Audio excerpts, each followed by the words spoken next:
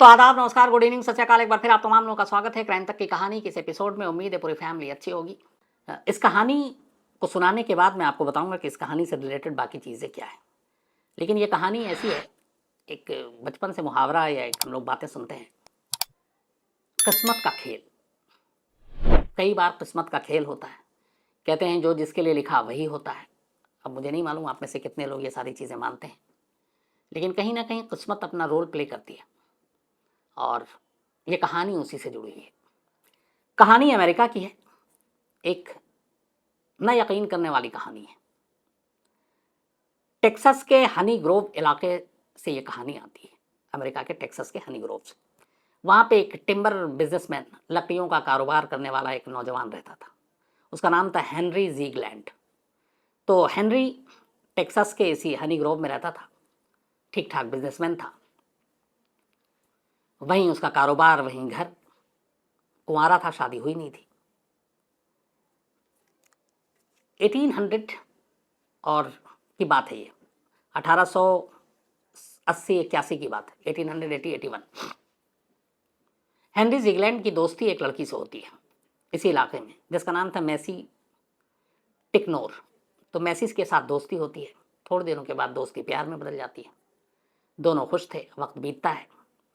दोनों की इक्वेशन भी बहुत सही बैठ रही थी। दोनों के ख्याल भी बड़े मिलते जुलते थे। धीरे धीरे जब वक्त बीता तो मैसी को लगा कि उसके लिए हेनरी बहुत ही सही लड़का है शादी करने के लिए, और दोनों ऑलरेडी प्यार में थे। करते करते 1883 का साल आ जाता है। इनके रिलेशनशिप को लगभग 2 साल बीत चुके थे और अब मैसी जो है वो हेनरी से शादी के लिए कहती है, प्रपोज करती है। हेनरी से पहले भी उसने कहा, हेनरी ने कहा था कि मैं बिल्कुल करूँगा, उसने वादा किया। लेकिन ये वादा थोड़ा लंबा होता जाता है। 1883 की तारीख आ जाती है। मैसी फिर शादी की जिद करती है, लेकिन हेनरी को शायद शादी नहीं करनी थी, तो उसे टालता रहता है। फिर एक बार दोनों में इसी को लेकर झगड़ा बहस होती है। मैसी को उस दिन ये लग जाता है कि शायद हेनरी ने उसे धोखा दिया है, वो उससे शादी नहीं करेगा। उसका दिल टूट जाता है, वो घर लौटती है। और घर लौटने के बाद वो अपने भाई से, जो उसका हमउम्र था, और उसे हेनरी और उसकी बहन के रिश्ते के बारे में भी जानकारी थी, मैसी ने बता रखी थी। मैसी ने यह भी बता रखी थी कि हम दोनों शादी करेंगे जल्दी। तो लड़का ठीक ठाक था, अच्छा खासा बिजनेस, सब कुछ। तो मैसी के भाई को भी कोई ऑब्जेक्शन नहीं था इस रिश्ते पे। लेकिन जब दोनों में झगड़ा हुआ, हेनरी ने ऐसा लगा कि शायद शादी के लिए इनकार कर दिया है। मैसी का दिल टूट गया। घर लौटती है, अपने भाई को बताती है। भाई उसे संभालता है, समझाता है। थोड़ा वक्त बीतता है। एक रोज़ भाई उसका बाहर था, मैसी घर पे थी। जब वो लौटता है तो देखता है कि मैसी घर के अंदर मुर्दा पड़ी है। मैसी ने खुदकुशी कर ली थी। वो हेनरी को प्यार को भुला नहीं पाई। उसे लगा कि प्यार में उसके साथ धोखा हुआ। उसने शादी का वादा किया था, शादी की नहीं। इस सदमे से वो उबर नहीं पाई। भाई ने इस दौरान हालांकि लगातार समझाने की कोशिश की थी, लेकिन मैसी को ये सदमा बर्दाश्त नहीं हुआ और आखिरकार उसने खुद ही अपनी जान ले ली, खुदकुशी कर ली। उसकी खुदकुशी ने उसके भाई को तोड़ कर रख दिया, क्योंकि मैसी के भाई को पूरी कहानी मालूम थी। अब वो अपनी बहन की मौत के लिए हेनरी को जिम्मेदार मानने लगा। उसे लगा कि उसकी एक बहन, जिसकी अभी इतनी उम्र भी नहीं, और उसके साथ धोखा हुआ, और जो धोखेबाज है वो जिंदा है और उसकी बहन मर चुकी है। अब उसके भाई ने यह तय किया कि वो अपनी बहन की मौत का बदला लेगा और हेनरी को सबक सिखाएगा। जिस तरीके से उसकी बहन की जान गई, उसी तरीके से हेनरी को भी मरना होगा। इसके बाद उसने बहुत प्लानिंग की कि कैसे उसको मारना है। ये सब 83 की ही बात है, 1883। तो आखिरकार काफ़ी सोचने के बाद उसने कहा कि वो हेनरी को गोली मारेगा। गोली मारने के लिए उसने एक पिस्टल लिया। देखा कि हेनरी कब कहाँ कैसे जाता है, कहाँ पे मौका मिलेगा, क्योंकि हेनरी भी मैसी के भाई को जानता था। उसने मिलाया था, ये सोचकर मिलाया था कि हम दोनों कभी रिश्तेदार होंगे, पति पत्नी होंगे, उसका भाई है। तो ये भी चाहता नहीं था कि वो उसे देखे और फिर कुछ ऐसा हो, क्योंकि हेनरी को भी लगता था कि मैसी की मौत का वो जिम्मेदार है। लेकिन इन दोनों के रिश्ते और उसकी मौत को लेकर जो बाकी चीज़ें थी, ये बाकी अभी बाहर दुनिया तक ये बात फैली नहीं थी। कुछ लोगों को मालूम था, जो मैसी के रिश्तेदार थे, उनमें एक भाई। तो भाई ने तय किया कि हेनरी की जान लेगा। इसके बाद शायद जून का महीना था 1883, वो एक दिन इरादा करके गया कि आज ही उसकी जान लेनी है। वो पहुंचा हेनरी के घर, देखा वो घर पे नहीं है। उसके घर के पास ही एक जंगल है और उस जंगल का ठेका हेनरी के पास था, जहाँ से वो लकड़ियाँ कटवा कर भेजा करता था। तो अब जंगल पहुंचता है। जंगल पहुंचने के बाद देखता है कि हेनरी वहाँ मौजूद है। हेनरी एक पेड़ के करीब खड़ा था। मैसी का भाई वहाँ पहुंचता है, थोड़ी दूरी पर रुक जाता है। अब हेनरी और उसके भाई दोनों की आई कांटेक्ट होती है, नज़रें मिलती हैं। और इसी दौरान अचानक मैसी का भाई जेब से पिस्टल निकालता है और हेनरी के सर का निशाना लेकर ट्रिगर दबा देता है। लेकिन इस दौरान भी जब उसने रिवॉल्वर पिस्टल निकाली, निशाना लिया, सर की तरफ बंदूक तानी, हेनरी को थोड़ा सा मौका मिल जाता है। जैसे ही वो गोली चलाता है, वो अपना सर दाएं या बाएं की तरफ करता है और इत्तेफाक से इस सेकंड के 100वें हिस्से में जो उसने अपने आप को हिलाया सर को, गोली उसके कान को छूती हुई उसके ठीक पीछे पेड़ में जाकर धंस जाती है। कान से बेतहाशा खून निकलने लगता है और जैसी गोली कान से पास हुई तो दर्द और चोट के मारे हेनरी गिर जाता है नीचे और गिरकर दोनों हाथों से अपने कान को पकड़ लेता है। इधर मैसी के भाई ने गोली चलाने के बाद देखा कि अपने सर को पकड़कर हेनरी नीचे गिर गया। उसे लगा कि गोली सही काम कर गई, निशाना सही लगा, गोली सर में लगी क्योंकि वो सर पकड़कर नीचे गिर गया है। उसके बाद मैसी के भाई ने यह भी जानने की कोशिश नहीं की करीब जाकर कि गोली कहाँ पे लगी है और उसकी सांसें चल रही हैं कि नहीं, बट उसे लगा कि उसका काम हो गया, अब वो बचेगा नहीं। और इसके बाद मैसी का भाई वहाँ से निकल जाता है। उसके जाने के बाद चूंकि कान के पास गोली लगी थी, कान में थोड़ी सी चोट लगी थी, हेनरी वहाँ से उठता है, डॉक्टर के पास जाता है, दिखाता है, अपने घर पहुँच जाता है। इधर मैसी का भाई घर पहुँचता है। उसे सुकून अब मिलता है कि उसने अपनी बहन का बदला ले लिया। लेकिन साथ में चूंकि वो क्रिमिनल नहीं था, उसे इस बात का एहसास भी होता है कि उसने कानून तोड़ा, एक शख्स की जान ली जो गलत है। बदला लेने के बावजूद अब मैसी के भाई को ये गिल्टी होने लगी कि उसने गलत किया। हालांकि उसे अपनी मौत, जो बहन की मौत थी, उसका बदला लेना था, लेकिन अब उसे लगा कि शायद उसने ठीक नहीं किया और वो बड़ा बेचैन हो गया। इसके बाद एक दूसरी बुरी खबर आती है। क्योंकि मैसी के भाई को यह लगा था कि उसने हेनरी को मार डाला है, तब आत्मगिलानी, गिल्टी की वजह से उसने कहा कि अब उसकी बहन भी नहीं रही, जो मकसद था बदला लेना वो भी ले लिया, तो अब वो क्या करेगा जीकर? कल को पुलिस पकड़ लेगी, जेल जाना पड़ेगा, सज़ा होगी, ख़ानदान की बदनामी होगी। तो उसने अब खुद अपनी जान लेने का फैसला किया। इसके बाद मैसी के भाई ने भी अगले 24 घंटे के अंदर खुदकुशी कर ली। जिस पिस्टल से उसने हेनरी पे गोली चलाई थी, उसी पिस्टल से उसने खुद को गोली मार ली। मैसी और उसके भाई दोनों की मौत हो गई, दोनों ने खुदकुशी की। लेकिन मैसी के भाई को लगा कि जिसको उसने मार डाला है वो बच चुका था। वक्त बीतता है, कुछ साल के बाद हेनरी शादी करता है। शादी के बाद उसका एक बेटा होता है। धीरे धीरे साल और बीतता जाता है, 20 साल बीत जाते हैं। अब हेनरी का बेटा भी बड़ा हो गया था, कारोबार ठीक ठाक चल रहा था। अब भी ये उसी हनी ग्रोव टेक्सास के इलाके में रह रहे थे। 20 साल बीत गया। 1903 का नया साल आ गया। 1883 में ये सारा इंसिडेंट हुआ था, जब मैसी और उसके भाई की जान गई। जब मैसी के भाई ने हेनरी पे गोली चलाई, वो गोली उसके कान में लगी और जाकर पेड़ के अंदर धंस गई। 20 साल बीत गए। 1903 एक रोज जंगल में हेनरी अपने बेटे को लेकर पहुंचता है। पेड़ काटने थे, पेड़ अक्सर कटते थे, सिलसिला चल रहा था, चूंकि वो सारा ठेका था उसके पास। अब इत्तेफाक की बात है कि वो तमाम पेड़ों को देखते हुए, जो कट रहे थे, मजदूर काट रहे थे, उस पेड़ के पास पहुंचता है जिस पेड़ पे 20 साल पहले चली गोली जो उसके नाम की थी वो धंसी हुई थी।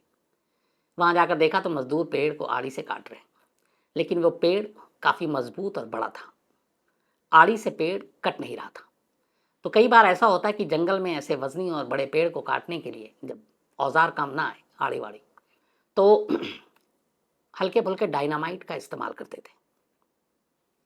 तो वहां पे जब उसने देखा कि इस पेड़ को काटने में मुश्किल आ रही है, काफ़ी वक्त लगेगा, तो हेनरी ने अपने जो भी मैनेजर और मजदूर है उसको कहा कि इस पेड़ को डायनामाइट से कमज़ोर कर दो। अब पेड़ में डायनामाइट लगा दिया गया। हेनरी और उसका बेटा बाकी मजदूरों के साथ डायनामाइट जब लग गया, उस पेड़ से करीब 50 फीट की दूरी पर जाकर खड़े हो गए। डायनामाइट से पेड़ उड़ता है और इत्तेफाक से उस धमाके की वजह से उस पेड़ में 20 साल पहले जो गोली धंसी थी, वो गोली धमाके की वजह से बड़ी तेजी से बाहर निकलती है और 50 फीट दूर खड़े हेनरी के माथे के बीच में जाकर लग जाती है। हेनरी वहीं गिर पड़ता है और कुछ देर में ही उसकी मौत हो जाती है। मतलब जो गोली 20 साल पहले चलाई मैसी के भाई ने हेनरी की जान लेने के लिए, तब वो बच गया, गोली पेड़ में धंस गई और 20 साल बाद उस पेड़ को काटने के लिए खुद हेनरी ने डायनामाइट लगवाया और वही 20 साल पुरानी गोली उस पेड़ से बाहर निकलती है पूरी रफ्तार से धमाके की वजह से और जाकर हेनरी के सर में लगती है। अब इसे किस्मत का खेल कहें या जिसके हिस्से में जो लिखा है वो कहें, जिसके हिस्से में जिस तरीके की मौत लिखी है वो कहें, मालूम नहीं। 1905 24 मार्च 1905, ये बात है 1903 की, करीब 2 साल बीत जाते हैं। 2 साल के बाद एक इवनिंग न्यूज़पेपर जैक्सन एमएस, उसकी क्लिपिंग भी है, मैंने दीपक से कहा भी है, वो दिखाया आपको कहानी में। तो मार्च 24 1905 को इस कहानी को ये इवनिंग न्यूज़पेपर जैक्सन छापता है और उसमें ये था, marvellous case of punishment on earth for the sins of flesh accord in, आगे जो सारी चीजें हैं।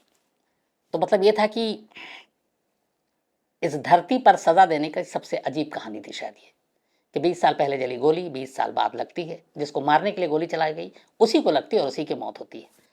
तो ये खबर छपी। इसके बाद फिर इसको छपने के बाद अमेरिका के बहुत सारे न्यूज़पेपर ने इस स्टोरी को उठाया, कैरी किया और बाकी सब जगहों पे भी ये खबरें चलने लगी। 1913 में 1913 में इस स्टोरी को फिर से उठाया गया और इसके बाद इस पे बहुत सारे जो अमेरिका के न्यूज़पेपर थे, बल्कि फिर इवन कनाडा और बाकी जगहों पे ये कहानियां छपने लगी। फिर ये हुआ कि इस कहानी में दम कितना है, सच्चाई कितनी है। इवन एक आप वो था कि अब बिलीव इट और नॉट, उसमें भी ये कहानी का, इस कहानी का जिक्र है। तो इसको लेके भी बात हुई, बहुत सारे जर्नलिस्ट टेक्सास पहुंचे इस जगह पे, बट ये 2 नाम थे, भाई का नाम मुझे मालूम नहीं क्योंकि कहीं मैंने सारी जगह ढूंढा, मिला नहीं, मेसी और हेनरी। हालांकि जीगलैंड नाम का शख्स मिला था उस जमाने का, मतलब जीगलैंड नाम का कोई था, हेनरी के नाम पे हेनरी जीगलैंड, इससे मिलती जुलती बहुत सारी रिपोर्ट आई कि उन्होंने ढूंढा, लेकिन उन्हें कोई ऐसा परिवार नहीं मिला। लेकिन ये कहानियां न सिर्फ अमेरिका में बल्कि कनाडा में सालों तक अखबारों में छपती रही और आज भी इस कहानी का को लेकर जिक्र होता है कि कैसे 20 साल पहले चली गोली 20 साल के बाद किसी की जान ले गई। और इस कहानी का एक सबूत यह है कि ये जो अखबार की क्लिपिंग है उस ज़माने की, तो इसीलिए वो भी मतलब देख कर लगता है अगर वाकई ये पूरी कहानी सच है, क्योंकि मैं चूँकि और भी इसमें बहुत सारा रिसर्च कर रहा था लेकिन मुझे बहुत डिटेल में और चीज़ें सामने नहीं मिली, बट मैं अभी कई लोगों को बोला हूँ और कोशिश में हूँ कि इससे जुड़ी हुई और चीज़ें मिले तो आप तक ज़रूर पहुँचाएंगे। तो ये थी कहानी, लेकिन कहानी बेहद अजीब थी और अगर वाकई सच है तो फिर एक चीज़ तो तय है कि जिसके हिस्से में जैसी मौत लिखी है वैसी ही मिलेगी।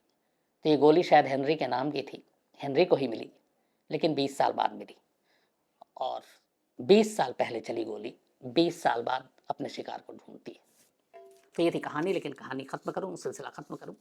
एक क्राइम तक फैमिली अपने आज आदिल खान, इनका बर्थडे है, तो हैप्पी बर्थडे, जन्मदिन मुबारक, सालगिरह मुबारक आदिल साहब, आप हमेशा खुश रहें, अच्छे रहें। इसके अलावा विक्रम संधू जी ने एक मेल लिखा है और मैं इसको लेकर आया हूँ इसलिए कि इन्होंने बहुत ही मार्मिक मेल लिखा है। विक्रम संधू जी लुधियाना में हैं, बीमार हैं और इन्होंने कहा कि अभी शायद हॉस्पिटल में भी हैं, तो एक तो दुआ है कि आप जल्दी ठीक हो जाए, लेकिन साथ में उन्होंने ये भी कहा कि मेरी एक रिक्वेस्ट है, अगर आप इस पर बताएंगे तो शायद मैं जल्दी ठीक हो जाऊंगा। तो बड़ा इमोशनल, एक तो मेरी दुआ है आप पहले तो विक्रमजीत सिंह संधू जी कि आप बिल्कुल ठीक हो जाएं और फटाफट आप बाहर आएँ और अच्छे से रहें, हमेशा हॉस्पिटल से बाहर निकलें। दूसरा इन्होंने लिखा है असल में गैंगस्टर और डॉन को लेकर, तो 2 डॉन, मैंने एक शायद सुखा कला की स्टोरी सुनाई है ऑलरेडी, अगर जहाँ तक मेरी याददाश्त ठीक है, और एक विकी गौंडर। तो विकी और सुखा कला के बीच में दुश्मनी थी, फिर बाद में विकी ने सुखा कला को मारा, विकी का एनकाउंटर हो गया, बट उनका कहना है कि ये सारे गैंगस्टर अपने आप को हीरो बनाते हैं, नौजवान इनको देखकर इनको अपना आइडियल मान लेते हैं, फिर उनकी जान चली जाती है। किसी भी माँ बाप के लिए जवान बेटे की लाश और अर्थी दुनिया का सबसे भारी बोझ होता है, सबसे मुश्किल घड़ी होती है। तो क्यों ऐसे लोग, ऐसे नौजवान इस तरह के गैंगस्टर और डॉन बनने या उनको अपना आइडियल मान के उनके रास्ते पे चलते हैं? तो मैं आपसे बिल्कुल सहमत हूँ। जुर्म का रास्ता बहुत दूर तक नहीं जाता और अंजाम हमेशा बुरा होता है। तो इसीलिए ऐसे रास्तों पर बिल्कुल नहीं चलना चाहिए। और हर बच्चों को जो ऐसे रास्ते पे चलते हैं, अपने माँ बाप की तरफ एक बार देख लेना चाहिए कि उन्होंने कितने नाज़ों से, मुश्किल से पाला पोसा है। और अगर उनके साथ कुछ हो जाए बच्चों के साथ, तो फिर माँ बाप पे क्या बीतेगी। पूरी ज़िंदगी वो एक लाश बनकर ही जीते हैं। तो मेरी दुआ है कि ऐसा ना हो और विक्रम जी आप फटाफट ठीक हो जाएं। इसके अलावा बाबुर रिजवी अलीग हैं। ये क्राइम तक की कहानी सुन सुनकर इन्होंने लिखा है कि मैंने एलएलबी करने का फ़ैसला किया और अब एडमिशन भी ले लिया, तो ऑल द बेस्ट। और इनका ये है कि मैं एक अच्छा क्रिमिनल लॉयर बनूँ। तो मेरी तमाम दुआएं आपके लिए बाबुर साहब, बिल्कुल अच्छे वकील बनिए। शिवानी चौधरी हैं। इसके अलावा पलाश वीर हैं। कई लोगों ने मेल लिखा, उनमें से 2 लोग हैं जिनका मैं जिक्र करता हूँ। एक पलाश वीर हैं और एक रिपल मोदी हैं। इन्होंने कहा कि अभी शायद कौन बनेगा करोड़पति केबीसी के एपिसोड में 1 करोड़ रुपए का एक सवाल था, और वो सवाल था नूर इनायत खान के बारे में। तो इन दोनों ने कहा कि ये 1 करोड़ का जब सवाल पूछा अमिताभ बच्चन ने, तो उन्होंने कहा इसका जवाब हम लोग को मालूम था और उसकी वजह ये थी, बल्कि एपिसोड भी लिखा कि आपने कहानी में नूर इनायत खान की कहानी सुनाई थी और वो सारी कहानी सुनकर उनका जवाब पता था। तो thank you Palash Veer and Ripal Modi ji, आप दोनों का। इनका कहना था कि 1 करोड़ का इनको जवाब मालूम था क्राइम तक की कहानी सुनकर। तो खुशी भी हुई सुनकर, अच्छा भी लगा। काश ये 1 करोड़ का सवाल आप ही लोगों से पूछा जाता और आप हॉट सीट पे होते तो और भी मज़ा आता। लेकिन खैर कोई बात नहीं, जिन्होंने भी जीता बहुत बहुत शुभकामनाएं। रूपा अधिकारी हैं। इसके अलावा शुभम कुमार हैं। आमरेंद्र कुमार हैं सीतामढ़ी से। कुमार बाबुल हैं, ये वेस्ट बंगाल की कोई कहानी सुनना चाहते हैं। कुंदन पांडे हैं। दीप जॉय देवनाथ हैं। इसके अलावा पूजा सैनी और धर्मेंद्र कुमार सैनी हैं। इन्होंने भी कहा, एक अच्छा मेल लिखा पूजा सैनी ने। इनका शायद एयरफोर्स के लिए कोई एग्ज़ाम था कॉम्पिटिटिव। तो उन्होंने कहा कि एक कहानी सुनी थी और उस कहानी की वजह से क्राइम तक की 3 मार्क्स इनके पक्के हो गए, 3 नंबर। वो ऑपरेशन कैक्टस एक कहानी थी, आपको शायद मालदीव में जो भारतीय फौज ने चलाई थी। तो चलिए अच्छा लगा, उधर केबीसी इधर एयरफोर्स। तो ऑल द बेस्ट पूजा आपके एग्ज़ाम और रिजल्ट के लिए, और आपके पापा धर्मेंद्र कुमार सैनी जी को भी thank you very much. Paramvir Singh, इसके अलावा विभू प्रसाद कोणार्क टेम्पल की कहानी सुनना चाहते हैं। और जैनब खान और मुमताज़ हुसैन हैं, जैनब खान के पापा, और ये दोनों कहानियाँ सुनते हैं। और ये जैनब ने कहा कि कहानी सुनकर बहुत सारी नई जानकारी मिली। तो थैंक यू जैनब, आपका भी और मुमताज़ हुसैन साहब का भी। आप सभी अच्छे रहें, खुश रहें, यही मेरी दुआ है। अब आपसे मुलाकात होगी कल रात 9 बजे किसी नई कहानी के साथ। तब तक अपना ख्याल रखिएगा। Thank you very much.